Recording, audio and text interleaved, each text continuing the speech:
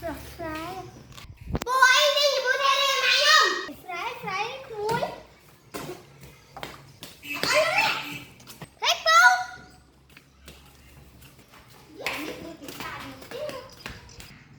Nó cuốn mến thế. Cô mẹ lối lên thầm mà bị đầm bơ promate. Anh bạn đầm bơ promate anh đã út cây pin thùng mà. Pi té. Ôi bố đi ơi rằng nè. Cô quay đi cái tâm ở phả vàng nên lôi cổ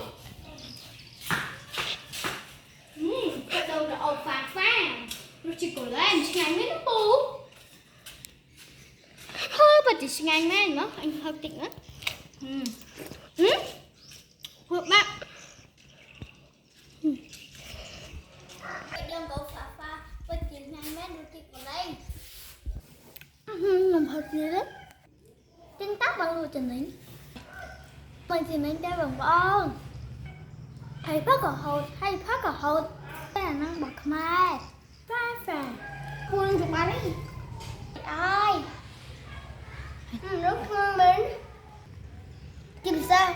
Rồi bạc mai. Xin ngồi mình tên. sai đâu Sao? Xin ngồi nhá. Bạc cô không ai thở. Phá. Trái. Mình tự cổ lên đâu ấy. Hay mình là cái cổ lên đi chứ băng ơn. Nhưng tên bác cũng không ai ta băng ơn.